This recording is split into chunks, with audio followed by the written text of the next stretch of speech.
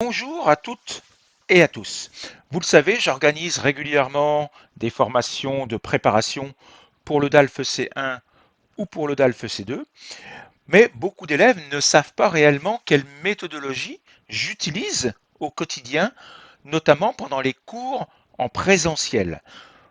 Au cours de ces formations, nous nous voyons 2 fois par semaine, généralement ou le lundi et le jeudi, ou le mardi et le vendredi. Et donc, je mets en place des activités précises pour que mes élèves s'habituent le plus possible à être autonomes dans la gestion de leur production, qu'elle soit écrite, orale ou dans leur compréhension. Ces cours se divisent en 4 grandes étapes que je prépare évidemment au préalable. J'y reviendrai un peu plus tard. Mais je vais aujourd'hui vous présenter les différentes étapes qui jalonnent un petit peu ces cours en présentiel. À tout de suite.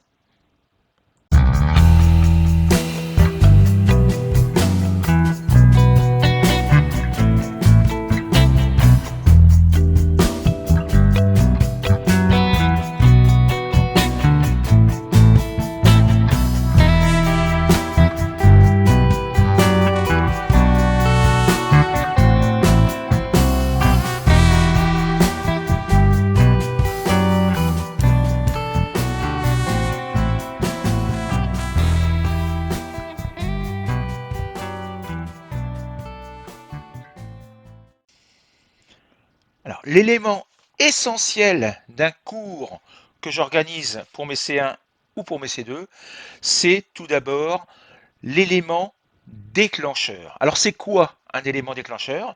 C'est un document audio ou vidéo que j'ai cherché sur Internet, sur les réseaux sociaux, sur YouTube, sur les chaînes de radio ou de télévision, et qui va me permettre de parler d'un sujet d'actualité. Donc c'est un élément, un document récent, qui généralement a moins d'une semaine, et qui va nous permettre ensuite d'ouvrir le débat vers des arguments, vers des idées, vers un développement beaucoup plus large d'un des thèmes du DALF C1 ou du DALF C2. Ça, c'est donc l'élément déclencheur. Et pendant le cours, en direct, les élèves vont l'écouter 2 fois. À chaque fois, je leur pose des questions, j'ai préparé des questions auxquelles ils doivent être capables de répondre lors de la première écoute. Ces questions sont généralement des questions d'ordre général qui expliquent le contexte du document, le nombre de personnes présentes, quand cet enregistrement a eu lieu, quels sont les éléments qui nous le prouvent, quel est le thème principal de ce document, quelle est la caractéristique principale de ce document, est-ce que c'est un débat contradictoire, un reportage, une interview, etc., etc. Ça, ce sont les questions générales que les élèves doivent être capables de trouver dès la première écoute. Nous répondons à toutes ces questions, puis je leur redonne une deuxième série de questions que j'ai préparées à l'avance également, des questions beaucoup plus précises sur le contenu, sur les arguments proposés par les personnes que l'on entend dans le document audio, et donc ils réécoutent une deuxième fois ce document. Ce sont des documents assez courts qui font généralement entre 3 et 4 minutes, et donc en 2 écoutes, ils doivent être parvenus à trouver l'essentiel des informations qui sont dans le document. Donc tous les cours commencent par cet élément déclencheur. Et à partir de cet élément déclencheur, nous allons partir vers quelque chose de plus général que je vais vous expliquer maintenant. Imaginons par exemple que l'élément déclencheur soit une interview du ministre de l'Éducation d'il y a encore quelques semaines, qui s'appelait Gabriel Attal. Gabriel Attal qui présentait sa politique éducative pour les prochains mois.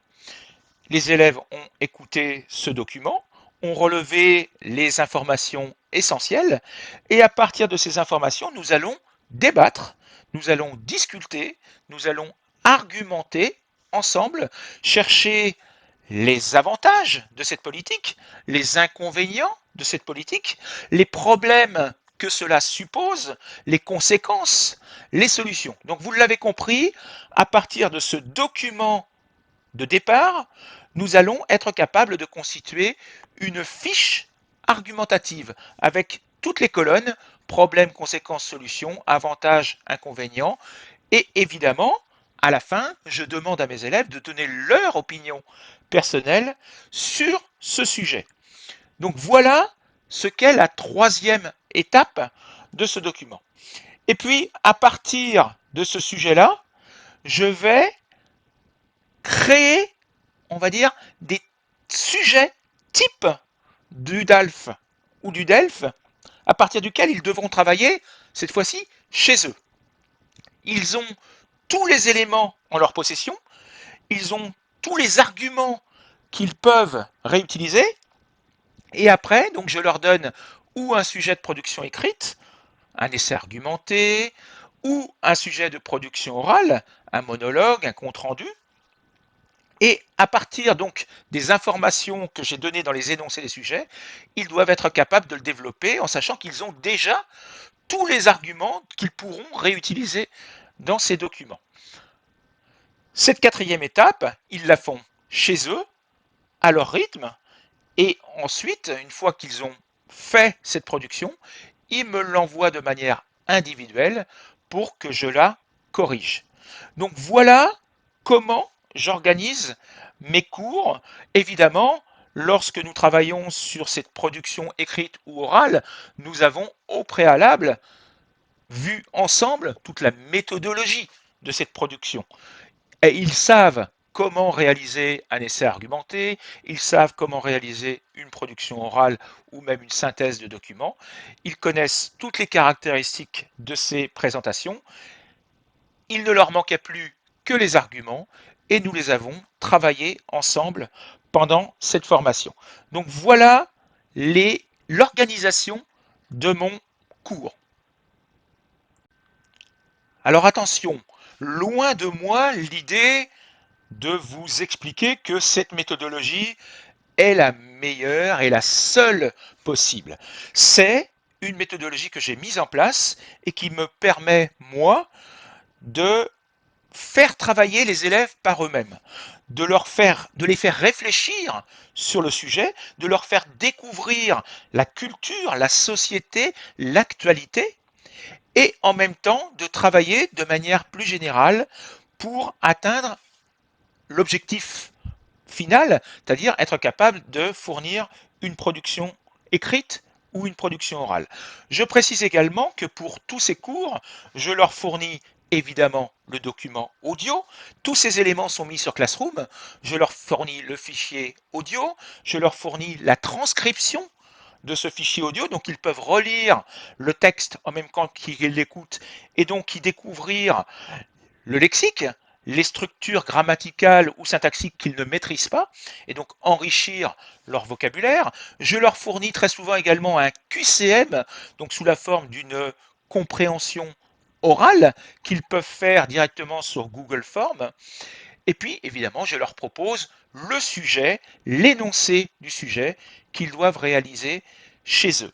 Donc voilà tous les éléments que je leur fournis. Et évidemment, ils ont accès à la vidéo du cours complet, puisque tous les cours sont enregistrés, et donc ils peuvent les revoir à leur rythme, 24 heures sur 24, 7 jours sur 7, sur Classroom. Voilà donc tous les éléments que je leur fournis.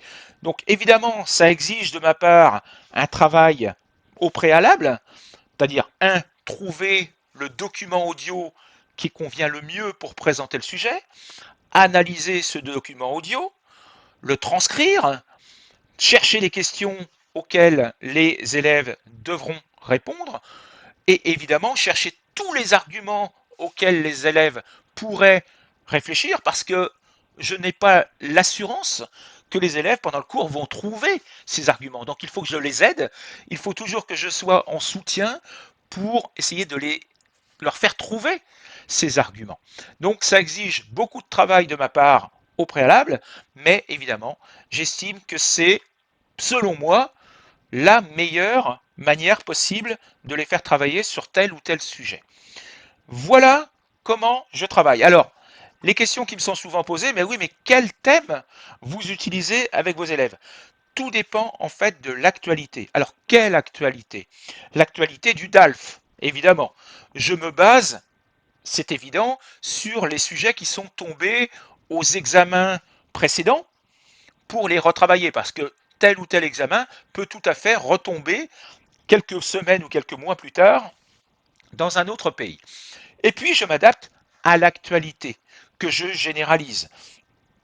Voici, par exemple, quelques sujets que nous avons travaillés avec les formations qui vont se terminer à la fin de la semaine. Il y en a d'autres qui reprennent la semaine prochaine. Nous avons dernièrement travaillé sur la crise agricole en Europe. Nous avons travaillé sur le transhumanisme.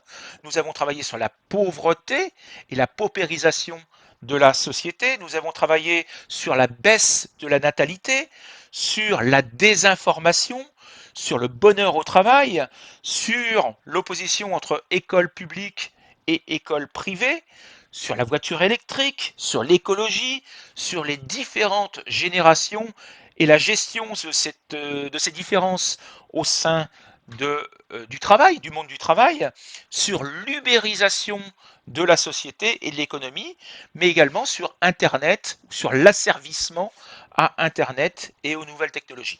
Beaucoup d'autres sujets qui sont travaillés, donc vous voyez tout un panel de sujets. Alors, si vous voulez participer aux prochaines formations qui vont commencer à partir du 10 février, donc dans moins d'une semaine maintenant, écoutez ce qui va suivre maintenant.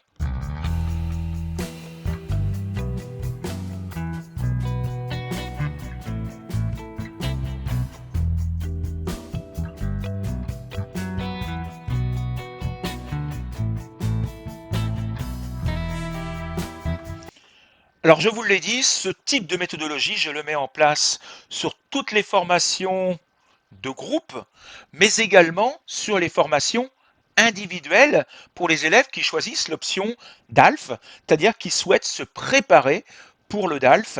Je leur fournis des éléments déclencheurs qu'ils doivent travailler ou en direct ou chez eux avant le cours, et nous travaillons ensuite sur ces sujets. Donc si vous voulez participer à l'une de ces formations, sachez que pour le C2, ça se complique énormément puisqu'il ne reste à ce jour, on est lundi, à ce jour, il ne reste qu'une seule place pour la formation qui commence la semaine prochaine. Donc là, ça va être très compliqué, le groupe va se remplir très très vite. Il reste encore plusieurs places pour le DALF C1. Et je rappelle que la méthodologie utilisée est exactement la même. Le but, évidemment, est différent puisque les activités qui sont proposées à la maison correspondent à ce qu'on y a demandé au DALF C1, contrairement au C2 où je demande des activités basées sur le DALF C2. Donc C1, il reste encore des places. Pour les cours individuels, vous avez peut-être vu la vidéo que j'ai mise en ligne hier ou avant-hier, je ne sais plus. Il me reste 3-4 places disponibles pour des personnes qui souhaiteraient travailler de manière individuelle avec moi. Si vous voulez me contacter, il suffit directement d'aller sur mon site internet dans l'onglet cours et formations. Vous y trouverez toutes les formations et il suffit de réserver ou par PayPal ou par carte bancaire. Il n'y a aucun autre moyen de paiement. Ne me contactez pas pour avoir mon compte bancaire, mon numéro de compte bancaire. Je n'accepte aucun virement. Tout se fait directement sur mon site internet. La seule option possible, c'est uniquement pour les personnes qui habitent en Espagne. Je propose également le paiement par Bisum. C'est une application sur smartphone. Mais c'est tout. Sinon, c'est uniquement via mon site internet. Si vous n'êtes pas très à l'aise avec les nouvelles technologies et que vous voulez que je le fasse à votre place, pas de souci, vous me contactez par mail, vous allez avoir les informations sur l'écran à la fin de cette vidéo. Vous me contactez par mail ou par WhatsApp et je ferai l'inscription à votre place, je vous enverrai une facture que vous devrez payer et donc à partir de ce moment-là, vous serez inscrit. Voilà, j'en ai fini avec cette vidéo. J'espère qu'elle vous sera utile. Alors, une dernière petite remarque, certaines personnes m'ont contacté en me disant, mais Monsieur Millet, est-ce que vous ne faites pas des formations pour les formateurs, des formations pour les profs qui veulent utiliser votre méthodologie, etc., etc. Je n'ai pas, on va dire, je ne me considère pas suffisamment spécifique, avoir une formation spécifique pour pouvoir former les professeurs. Je suis professeur, je m'adresse à des élèves et je ne me sens pas capable pour le moment de former les professeurs. Je peux donner des conseils, je peux éventuellement dire comment moi je travaille. Bon, après, libre à chacun de suivre mes méthodologies ou pas, mais je ne me considère pas suffisamment apte pour former les formateurs. Je vous souhaite une bonne journée, je vous dis à bientôt et puis j'espère à très bientôt. Si vous vous inscrivez à ces formations, nous serons tous ensemble pour travailler sur de nouveaux sujets que je suis en train de préparer. À bientôt, au revoir.